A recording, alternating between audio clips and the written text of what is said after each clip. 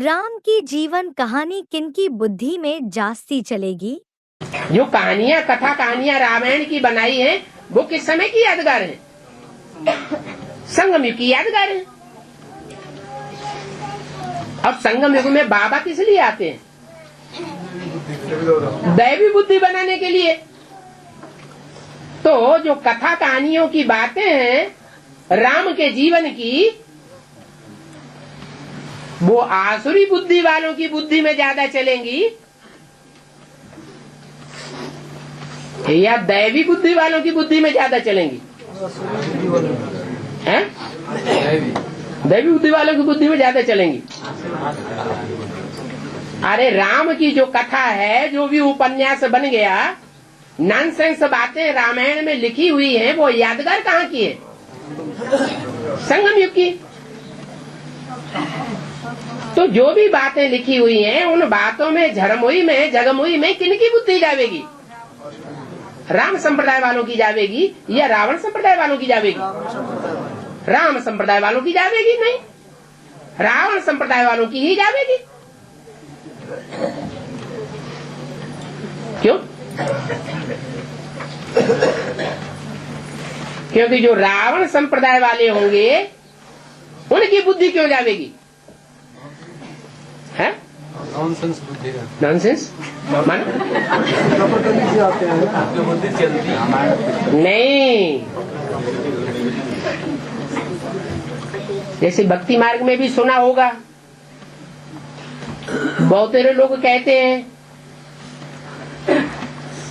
कि रावण की जब अग्नि परीक्षा ले ली,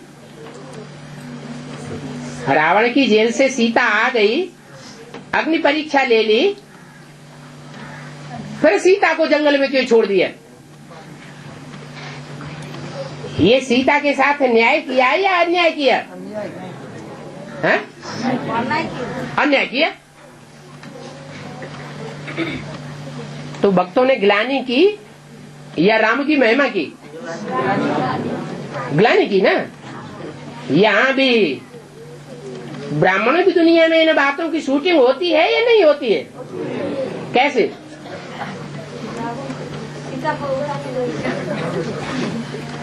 रावण को चुरा लिया। जो दैवी संप्रदाय हैं उनकी बुद्धि एक में लगेगी या राम के साथ सीता में भी लगेगी?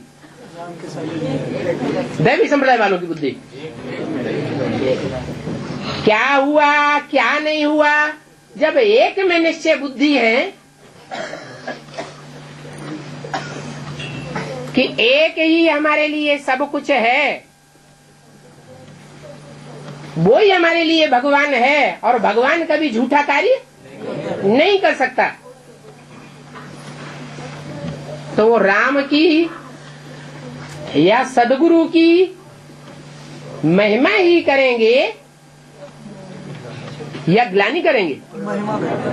महिमा ही करेंगे, ग्लानि नहीं कर सकते। लेकिन शूटिंग तो होती है, तो किसके द्वारा शूटिंग होगी? राम संप्रदाय के द्वारा। जो रावण संप्रदाय के होंगे वो ही पर चिंतन करेंगे, ऐसा क्यों हुआ, वैसा क्यों हुआ, ये हुआ वो हुआ, ये तो ठीक नहीं हुआ।